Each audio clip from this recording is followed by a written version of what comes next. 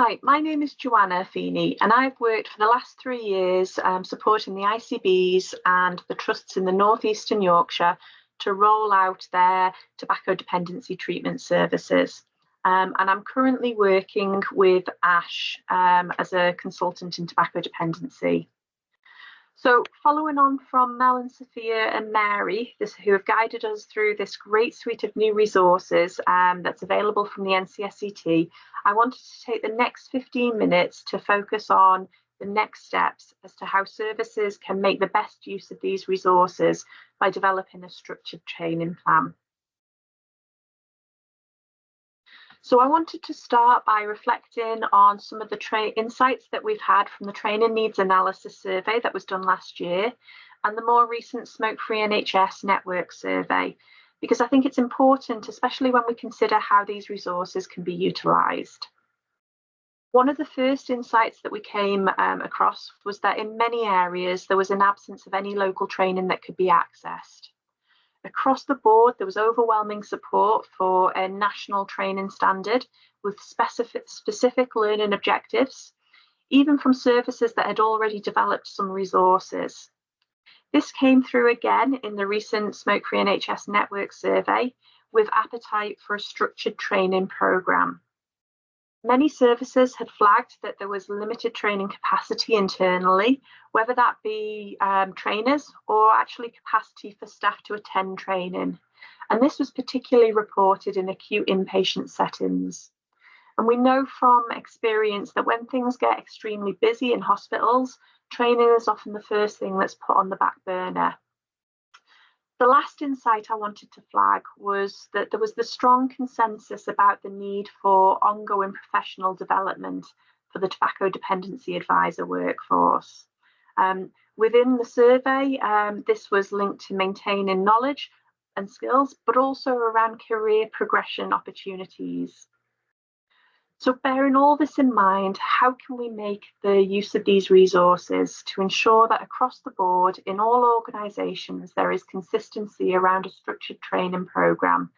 And this training, it needs to be accessible and it needs to meet the needs of all of those who need to be trained. So this is where a training plan can help. A training plan is ultimately a strategic roadmap developed by an organisation or a service that sets out its structured approach to the training and the development of the required knowledge, skills and competencies. It provides an understanding about the why, the who, the what, the how and the when relating to training, including outlining the audiences and their training needs, the learning objectives for each of those different audience groups, and strategies or delivery methods that will be utilised, and the resources that are required as well. It will also set out how progress will be measured and how training will be evaluated and how it will be updated. NHS trusts commonly use training plans as there are a number of benefits to both organisations and staff. For trusts, training plans ensure that staff receive the necessary development opportunities to deliver high quality patient care, that they are compliant with policies and any regulations or standards. And this in turn leads to improved clinical outcomes for patients and service users. Training plans are a way of investing in staff and they can help increase staff retention and reduce the associated turnover costs that go with high staff turnover. Training plans also support the large-scale cultural change towards smoking. As we've heard, it's moving away from being known as a lifestyle behaviour choice to it being a powerful addiction, a chronic relapsing medical condition with treatment being seen as a clinical priority. Plans and quality training can stimulate innovation and as well as the drive for continuous quality improvement.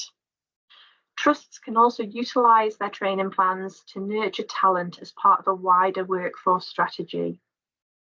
For staff, the benefits include improved confidence, improved knowledge and improved skills. It also promotes continuous learning, ensuring that staff can stay up to date with the latest evidence, the latest guidance, and, for example, the latest medication options. As I mentioned, training plans are an investment in staff, and this can boost morale. It can help staff to feel valued and increase overall job satisfaction, as well as providing opportunities for career development. Overall, training plans contribute to a more skilled and more engaged workforce who will deliver evidence-based tobacco dependency treatment, something that's the single most important preventative intervention that the NHS can provide for people who smoke. So if we were to look to develop a training plan or to update an existing training plan, these are the key steps that are involved. The first step is a needs assessment, identifying who needs to be trained and what their training needs are. This will include identifying the different staff groups. So we've heard about the admitting staff, the clinicians, and the tobacco dependency advisors. Identifying the number of staff involved will also help inform how much training is needed, as well as how it can be delivered and how it will be monitored. The next step is to set clear learning objectives, and these should be aligned with the identified training need for each of those different staff groups to support the delivery of the tobacco dependency treatment services. The next step is to set out the training content.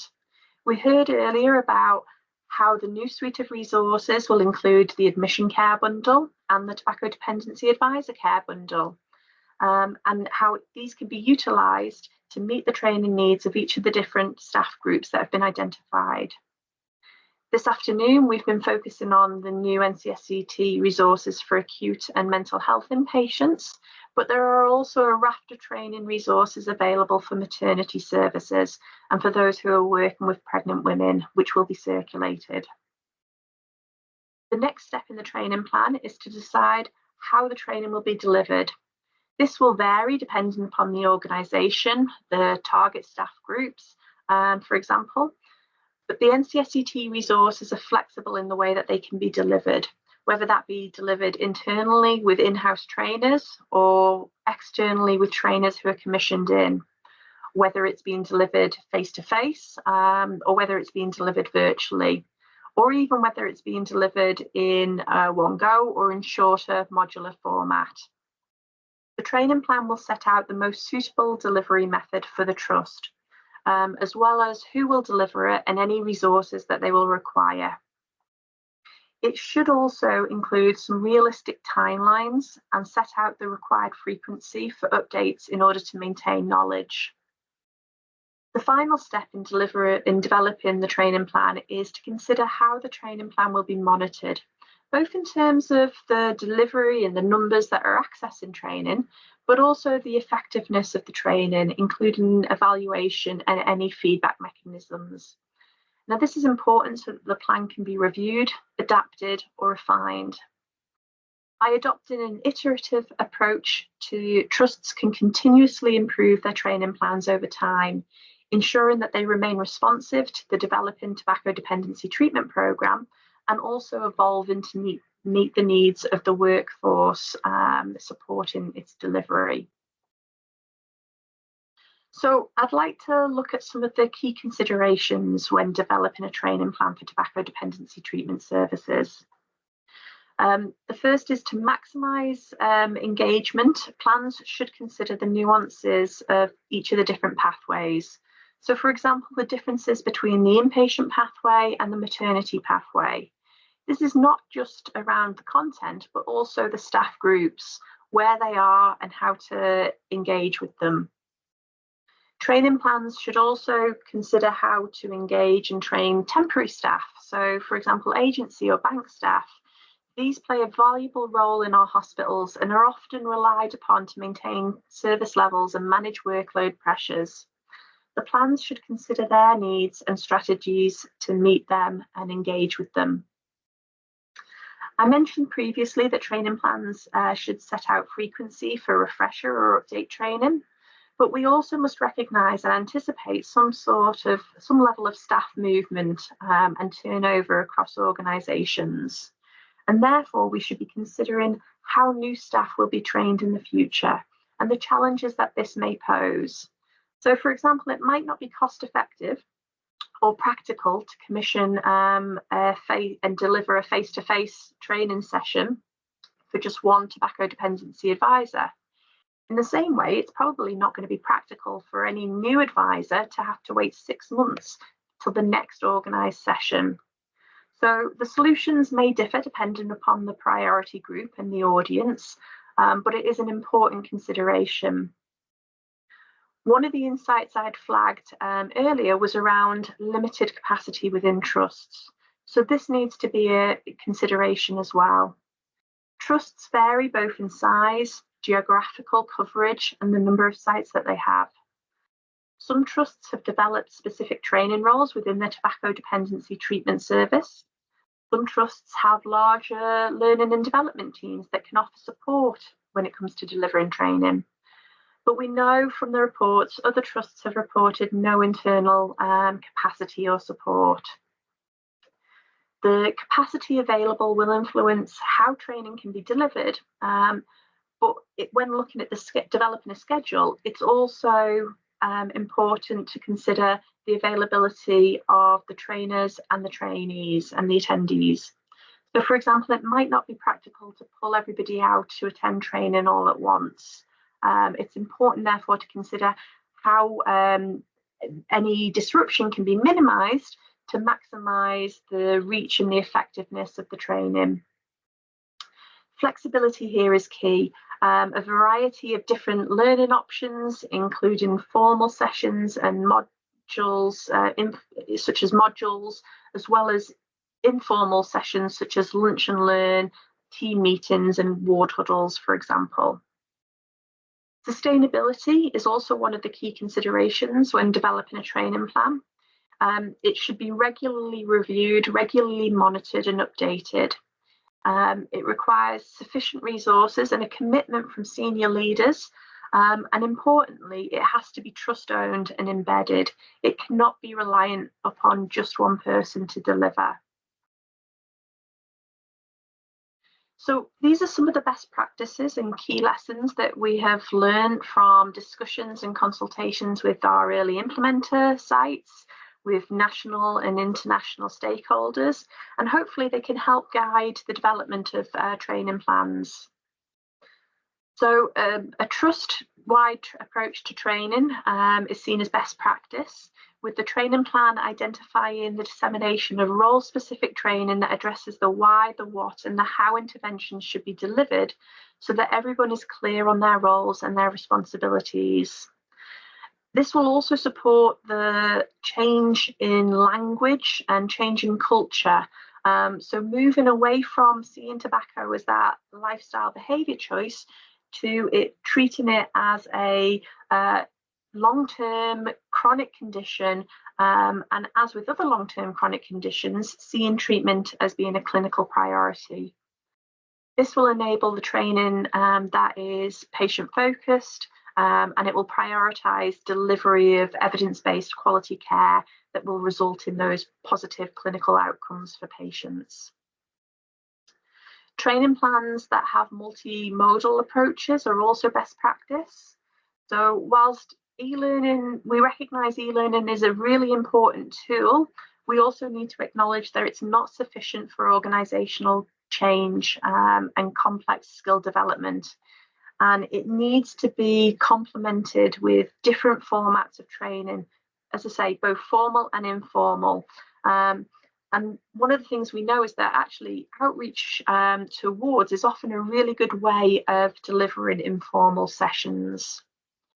A multimodal approach as well can also be combined with on-the-job observations, shadowing and mentorship. And there are really good examples of plans that aim to build internal capacity through the use of clinical leads, or some trusts have also developed champion roles as well. I've mentioned continuous learning, but also creating supportive learning environments that encourage collaboration and mutual respect across different healthcare professional groups is a good practice. There are examples of collaboration across organisations that we can draw upon. So, for example, neighbouring trusts within ICBs have clubbed together and deliver training together. Or, for example, trusts working with local authorities where this has been maybe mutually beneficial. Experienced stop smoking advisors have supported trusts with the training and development of new tobacco advisors. But at the same time, the stop smoking services have developed a greater understanding of the in-house NHS inpatient services, what their processes are, the support that's delivered. And again, this then in turn helps with the smooth transition for ongoing care into the community post-discharge and helps to maintain that consistent narrative. So we've got this fabulous suite of training resources that's now available to support the training of NHS tobacco dependency treatment services in inpatients. We know it's flexible and it can be tailored to different audiences, and it supports the other brilliant resources that are available, such as the standard treatment plans. Training plans are essential for the delivery of high quality tobacco dependency treatment services. And we've seen that many trusts already have one in place, or they are actually looking to develop one soon. So it's important to consider how these new resources can be utilised to ensure a high quality standard of delivery across all tobacco dependency treatment services, no matter where they are in the country or what organisation they are in. There is a template training plan that's currently in development for tobacco dependency treatment services that trusts will be able to utilise and localise. We will share this when it's finalised, but I suppose my call to action now is for services to look at what they have within their own organisations, look at how they can either build a new training plan or review their current training plans in order to utilise these new resources and ensure the delivery of this high quality patient-centred care to support both smoke-free admissions and the long-term quitting. Many thanks.